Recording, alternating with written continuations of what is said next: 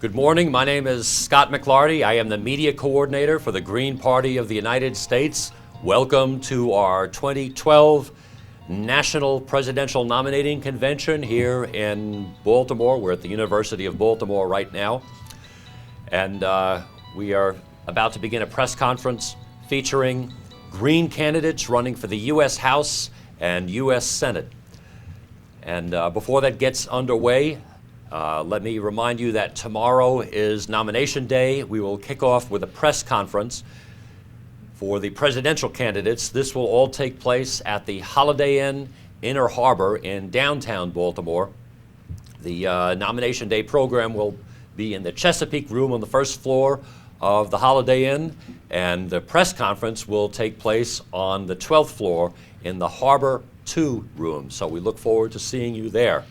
And right now, I'm going to turn the program over to David Doonan, who is one of our esteemed elected Greens. And David is mayor of Greenwich, New York. And Dave will talk for a few minutes about his experiences as an elected official, who's also a member of the Green Party, and then he will introduce our featured speakers. Here you go, Dave. Thank you, Scott. Hello, everyone. Thank you for coming today. There's two things that really distinguish elected members of the Green Party from other politicians. One, we understand how important it is that we do the best possible job we can to represent the party. While we're all individuals, we're also symbols of what the Green Party stands for. And so we have that special burden of responsibility.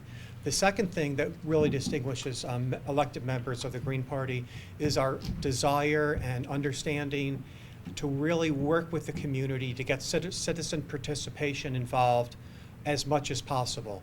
There are so many members of every community that really are concerned about their neighborhoods, their city, their county, and they really, really want to get involved, but they don't necessarily know how.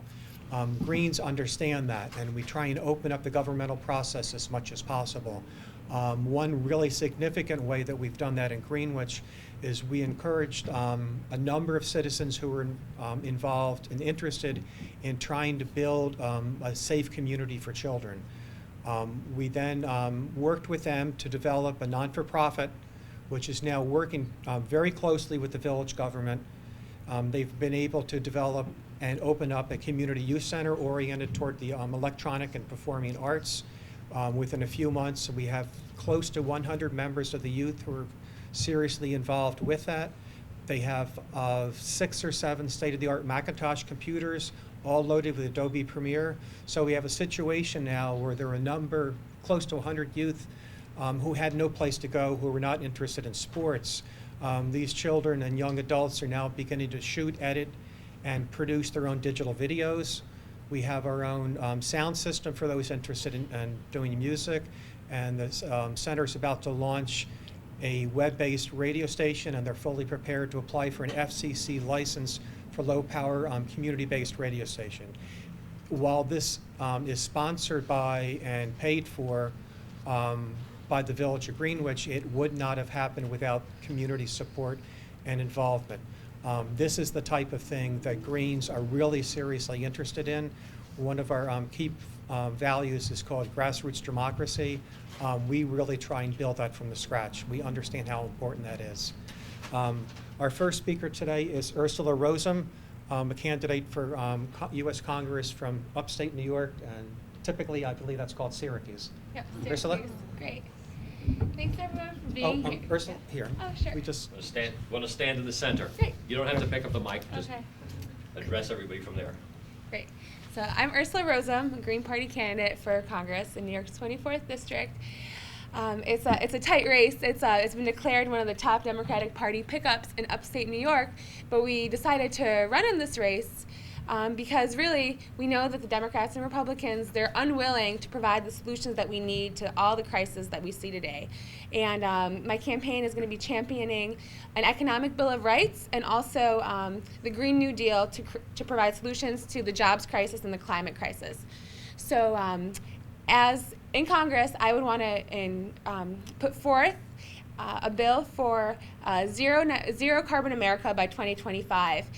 This would be a plan to to reduce carbon emissions by banning unconventional fossil fuels and by moving towards democratic public ownership of energy production. Right now in upstate New York, we have a serious struggle going on to ban fracking for natural gas.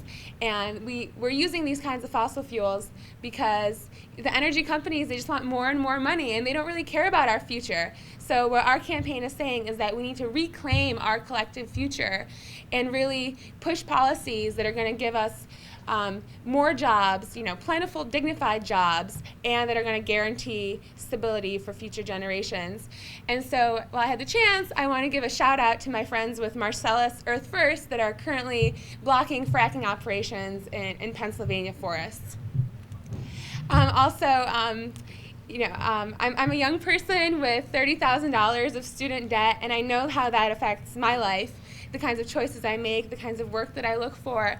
And I'm going to be championing an economic bill of rights that includes tuition-free public education, preschool through grad school. And while we want to forgive student debt, I think in Congress I would work to repeal the Bush-era bankruptcy reforms that now prevent people from discharging their student debt through bankruptcy, because I really believe that too many, not just young people, it's really people into their elderly age that are really held back by student debt in this country. And I think that it's a message that we've heard it loud and clear from the Occupy movement, the Occupy student debt, and there's great things happening around the country. So my campaign is going to be working with students to put this message forward that we can have this. And so I'm running for Congress, and it's exciting. We have a growing campaign. People are really excited to see an alternative, and I think it's really exciting to be a young person running for Congress. And yeah, I look forward to hearing what other candidates have to say about their local races. Thanks. Well, as you can tell, Ursula is a really dynamic person. She does have other experience as well. She was the campaign manager for Howie Hawkins' most recent race for city council in Syracuse. It was the race that Howie lost by a mere 82 votes. 82 votes. He came so darn close. Our next featured speaker would be George Gluck. Here on my right, he's a candidate for U.S. Congress from the great state of Maryland. Thank you. Let me start by mentioning what I have in common with Ursula. We're both running for Congress, and we're both young. I say that because we have another member of Maryland Green Party contingent who's running for Congress who's 92. So I consider myself young anyway. In addition to that, I'm going to spend a minute here saying this. I had an opportunity to meet with Mayor Bloomberg about 3 or 4 years ago, and I apologized to him. And he asked me why I apologized, and I said, because I grew up in New York City in an era when education was very important. I guess it always will be, but I got the greatest education anybody could get, from kindergarten right through college. I had a state scholarship, so it cost me nothing. Unlike Ursula, I came out with an incredible education. The very last semester I was in Brooklyn College, the New York City instituted a city income tax, and since I was working in the biology department and for the city part-time, I think I may have paid $10 or $12 in taxes. So I got this incredible education that allowed me to do everything I've done up to this point, to help buy a house, buy a car, all the things that Ursula is going to have trouble, and folks like her are going to have trouble doing. So I apologize that I left the city and did not get to pay any taxes to the city. The mayor absolved me and said as long as I come to visit and pay, spend money there in the city would be okay. So in fact, I've done that with, so far, 3 of my 5 grandkids. At the end of this month, we're taking number 4 up for a weekend in New York. At any rate, aside from that, all these questions, Ursula brought up some, fracking and the like, all of these are important, and we need to get to them all. But before we can, I think the things we need to do take care of our electoral process first, and I'm hoping if I get to Congress, we'll start with that. We certainly need to get rid of Citizens United. We need a constitutional amendment to do that. Money is not speech, and corporations are not people, and we have to finally come to that conclusion. In addition to that, even when we get rid of that, we'll still be, it's like taking the first wrapping off the onion, there's still one underneath that, and that is we need to make sure that, I think we can get there in time. But public, if you offer money to somebody, a public official like a policeman, we used to call that, probably still call it bribery. But that's not true for our Congress. And I think we need to finally come to the conclusion that public office should be paid for with public funds.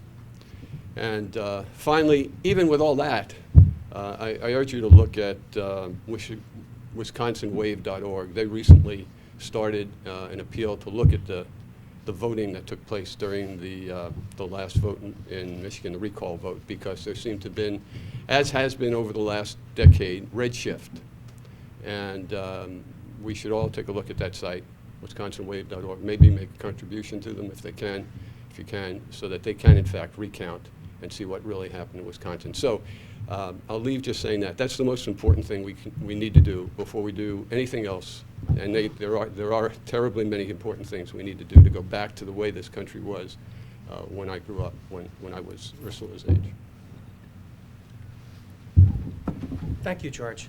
Our next speaker is Lee Aiken from the District of Columbia. Lee, I believe you're running for the shadow seat, if you will. Yes. So if you can stand in front of the microphone and let us know. Yes, I'm the shadow representative candidate. We also have a shadow Senate candidate. And we are shadow because we don't actually have a vote. In fact, the person who is actually sitting there as a regular representative, she doesn't have a vote either. And we also have a candidate, Lino Stracuzzi, running against her. At any rate, it is a good, just running, even though the likelihood of winning is not that high. It's a wonderful opportunity to get out and talk about the issue and make people aware that we don't have a vote, but we pay 100% taxes. We have 40% vote with a president and a vice president, but we pay 100% taxes. Puerto Rico, on the other hand, pays no taxes. So that's an important issue, and it goes along with things like move to amend. We really need to change some things.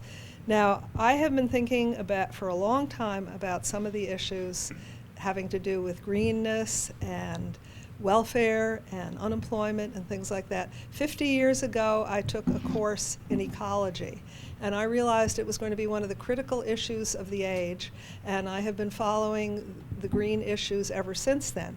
However, as we went through various business cycles throughout my life, I could see that unemployment and stable employment was an extremely important issue, and a lot of things that are green are connected with this. 35 years ago, I started working on an idea to normalize the employment situation and people's work. I believe that we have come to a time in our history when we are ready for a new development. Like the labor movement 100 years ago got us down to the 40-hour work week. I think that everybody has so much stuff in the Western world. We don't need to work so much to get all this stuff, which causes so much pollution. We need to have people actually working a little bit less, but having more time to spend doing worthwhile things, green activities, gardening, etc. So today I have brought a semifinal draft of what I call a new national lifestyle. As teachers often work 10 months of the year and can either be paid 1/12 salary 12 months of the year or 1/10 salary 10 months of the year, this is an idea to have people get the opportunity to work 3/4 a year, full-time if they want, half of the year, and have this all planned ahead of time so that they have income and so they know that they're going to be returning to work. They can go home, they can put in a big spring garden and do fall preserving. They can do community action projects, and this plan is a way that could be easily done, just like daylight savings time was done, totally voluntary. I only have a few copies with me, but if anybody would like to have a copy and really study it and then give me their feedback, I would love to have it. Thank you, Lee. Our last featured speaker today will be Ken Wolski, who is a U.S. Senate candidate from New Jersey. Ken? Thank you. I am campaigning to end the influence of corporate money on the electoral process, to end the destructive and ineffective war on drugs, and to ensure free and universal health care for all Americans. I've worked as a registered nurse for 36 years. I've worked in intensive care units and coronary care units. I also worked for 22 years for the state of New Jersey and the state prison system. Today, I'm executive director of the Coalition for Medical Marijuana in New Jersey.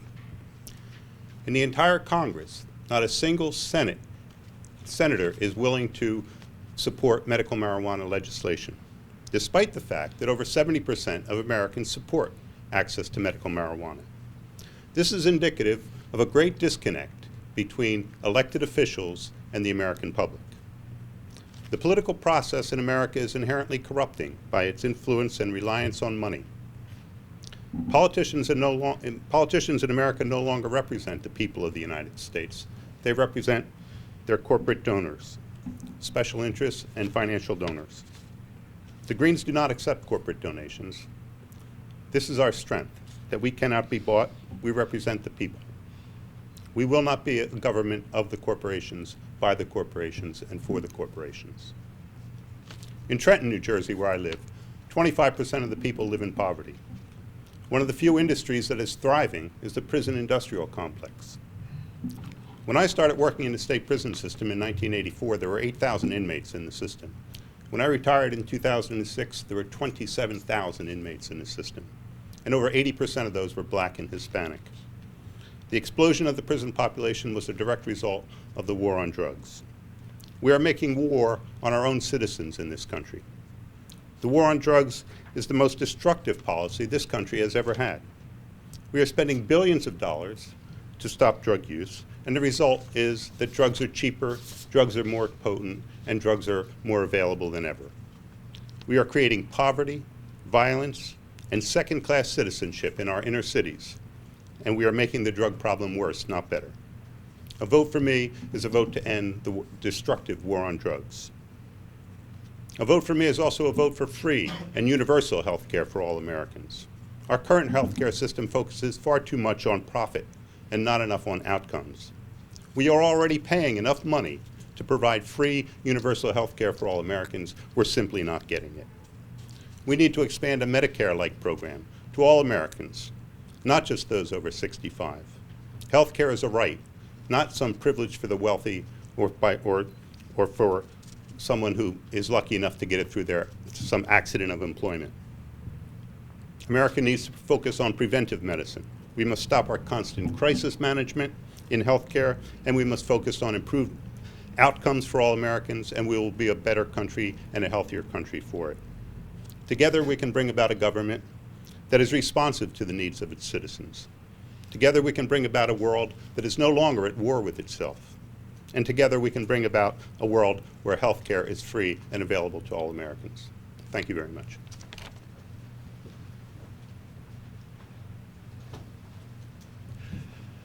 Thanks, Ken. Thanks, Ken, and thanks for reminding us that if we leave the elections to Democrats and Republicans, there will be no discussion, no serious discussion of Medicare for all, real universal health care. There'll be no discussion of the failure of war on drugs, no discussion of the record high rate of incarceration in the United States.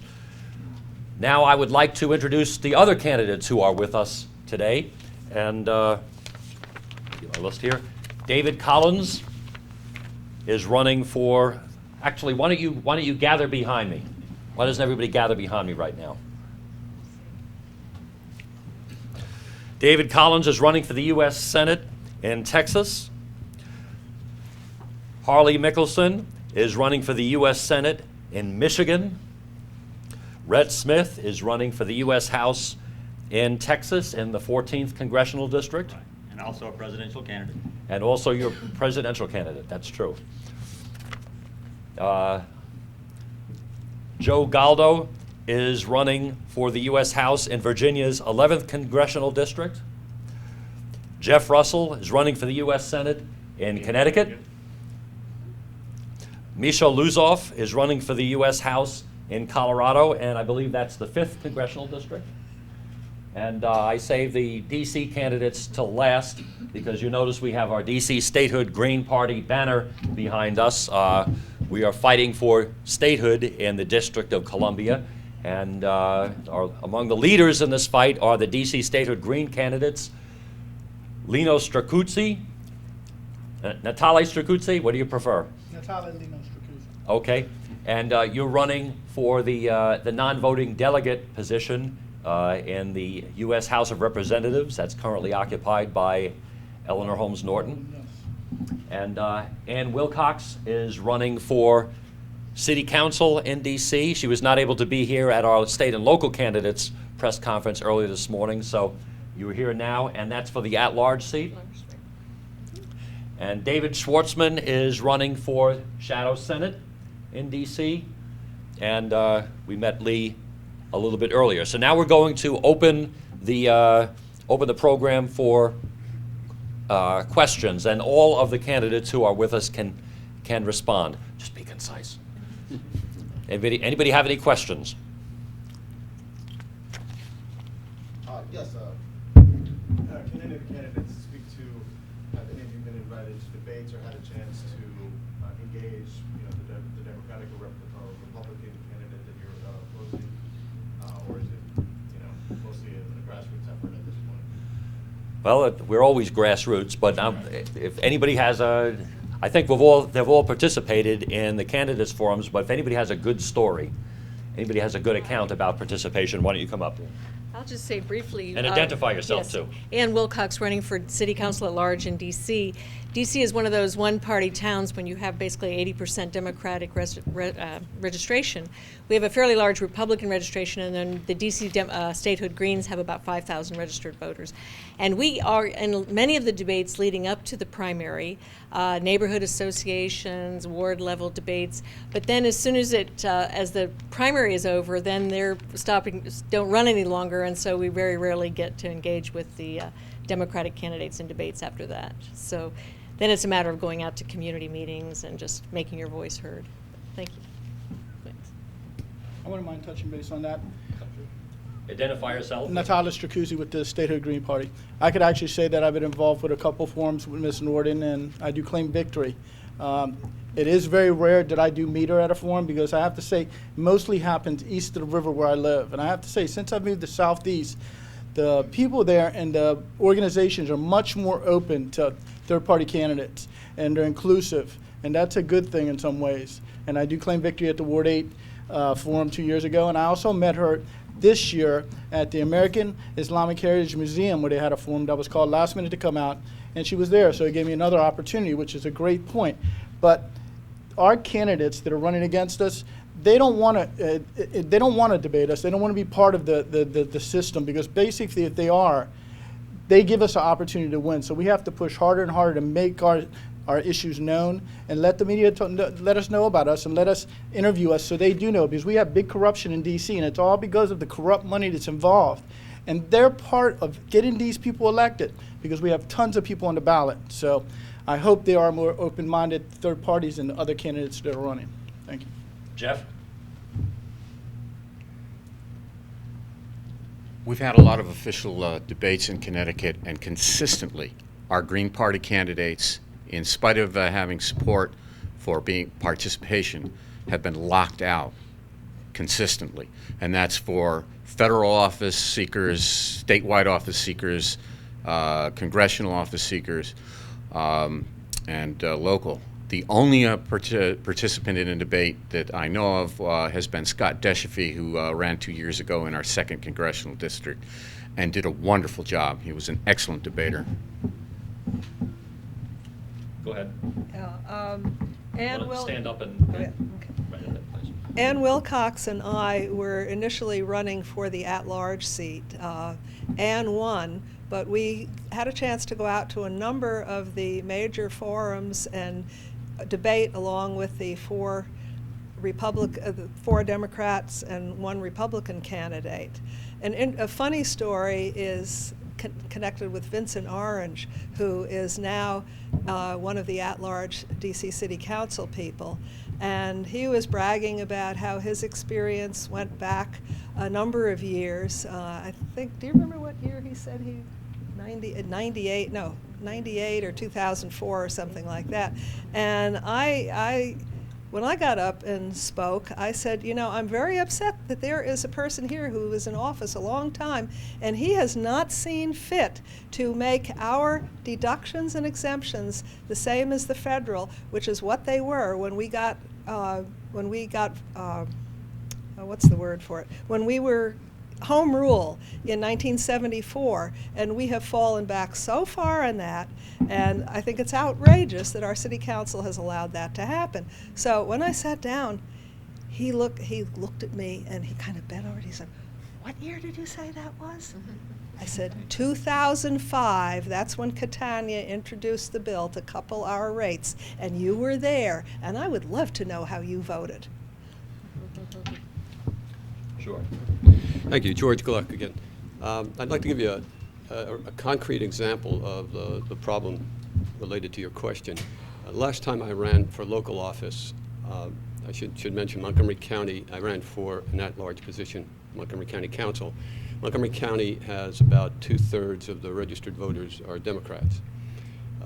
One of the forums that I had hoped to be invited to was, oddly, being a Green Party member and was not invited to, was won by the Sierra Club, our local Sierra Club.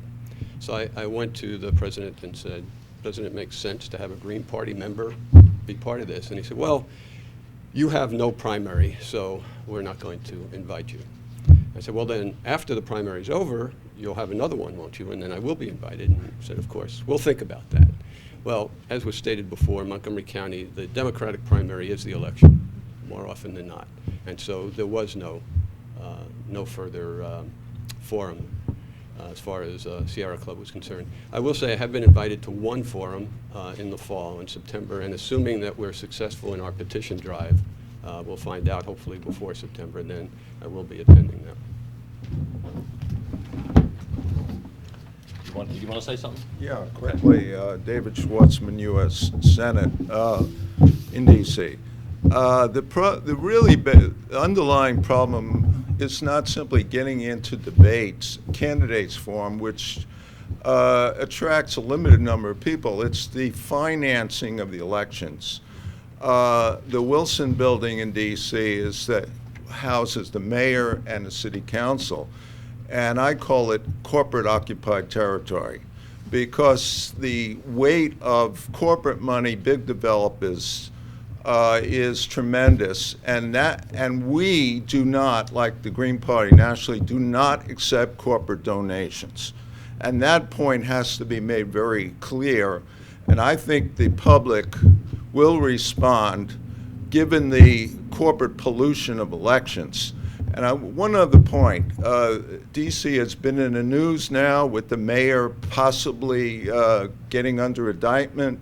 This is reflective of illegal corruption, but there is legal corruption, and that's the donations and the corporate money that buys elections. And one example, I ran in 2010 against David Catania, who was mentioned.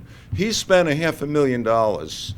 I spent 1/20th the money, but I got 1/5 the vote. We need public funding of elections. It's worth mentioning here that a few years ago, when Mitt Romney was running for governor of Massachusetts, he faced Jill Stein, who is the front-running candidate for the Green Party's presidential nomination this year. He faced Jill Stein in a candidates debate that was televised in Massachusetts, a gubernatorial debate. And the outcome of the debate was, it was widely recognized that Jill Stein did the best performance. And in one of the newspapers, I forget which one, Jill Stein, not Mitt Romney again, Jill Stein was identified as the adult in the room. So, we hope that we see at least some level at which Jill Stein is able to debate the Democratic and Republican presidential candidates. We're crossing our fingers. We're fighting hard for that. Do we have any more questions before we move on? Just surveying the crowd, obviously several people have spoken about Some of you said your first time out. I'm just wondering, by show of hands, how many is it the first campaign they're running versus multiple attempts? So these first timers, okay, 1, 2, okay. And then multiple. Everyone else has run multiple campaigns.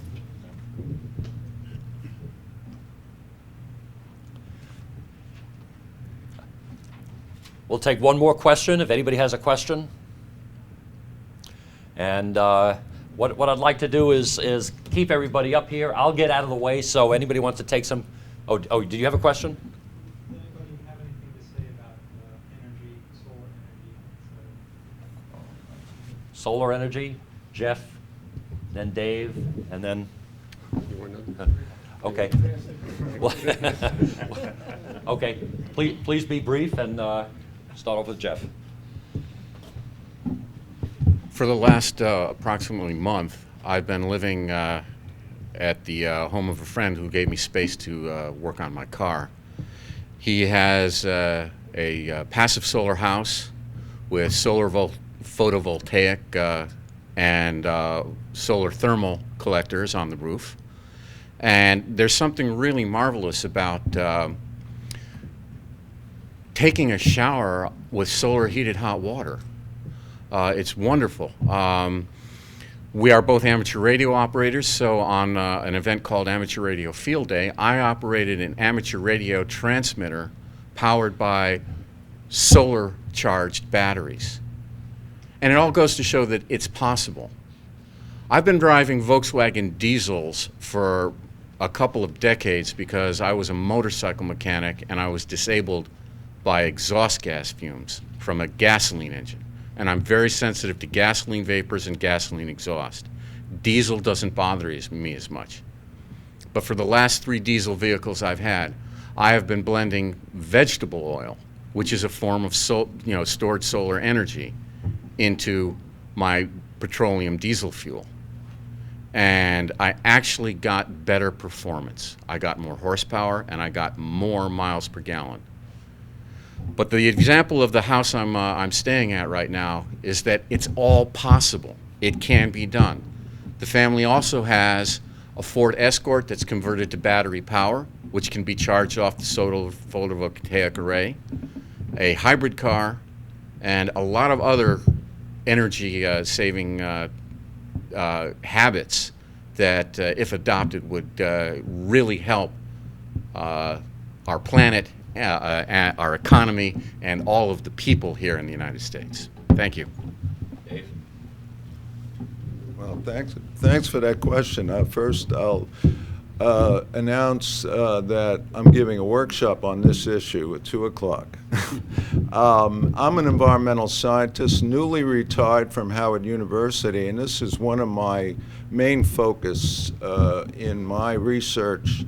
And it's not simply going solar in a big way, which we are starting to, and we're starting to do that in the communities, including my block, where we formed a little solar co-op. They're growing up like mushrooms all over DC and around the country. But we need to connect this to climate change issue. And we need to curb carbon emissions. And the climate treaty record, the climate record of the administration is pathetic. Focusing on all sources, including so-called clean coal, promoting frack gas, are recipes for disaster in terms of the climate, because that will increase the carbon emissions and the warming. We're already over the limit. We have very little time left. And we have to rapidly solarize, but we also have to radically and quickly curb carbon emissions.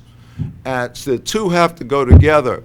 And both issues are connected to the issue of the foreign policy and resource wars and an imperial agenda which is threatening the world, because we don't have the degree of cooperation where everyone can pitch in globally and make a transition to solar. And that includes all the producing countries like in the Middle East and Venezuela, We need to use the energy we have to make a transition while we still have conventional oil in the ground. So I finally, Jill Stein's focus on the Green New Deal is absolutely priceless and essential to this campaign. And that's why I'm so proud to be a Green Party member. Go ahead, and then George. So, I'm running in the 5th Congressional District of Colorado against Doug Lamborn. It's a heavily militarized district. Just in Colorado Springs, where I live, there are 5 military bases. And I was recently struck to find out that the military actually takes the threat of climate change more seriously than the incumbent does. He sees it as a very distant threat, if it's a threat at all. And currently we're facing the fracking issue in our community.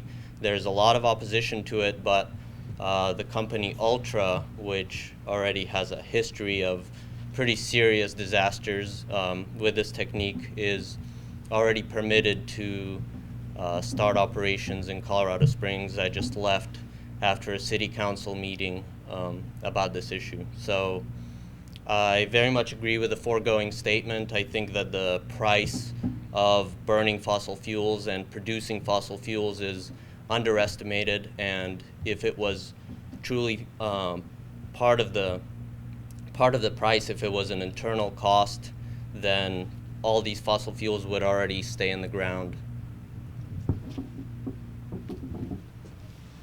Did somebody else want to address this? Please address it very briefly. Yes, I'm G. Lee Aiken, Washington, D.C. I have been very interested in solar for many years. I recently started a blog, and my significant other, Don Wharton, has already posted a guest post at my blog, and he plans to do a series on solar energy, and particularly the economics of solar energy. Actually, I owe it to solar energy that I am now running for office, because I testified a year ago when PEPCO, our local utility, was not buying our locally produced solar energy, and I testified, and apparently I did a pretty good job, as did many other people. And in August there was a victory party because the council was going to vote for the bill, and somebody talked to me and said, "You really ought to run for the Green Party." So anyway, I owe it all to solar.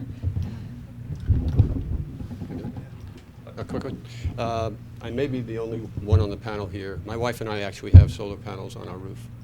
We heat our water with solar panels and also generate electricity. We were asked to turn off our phones, or I could show you an app that would show you exactly hour by hour how much electricity was generated on our roof today.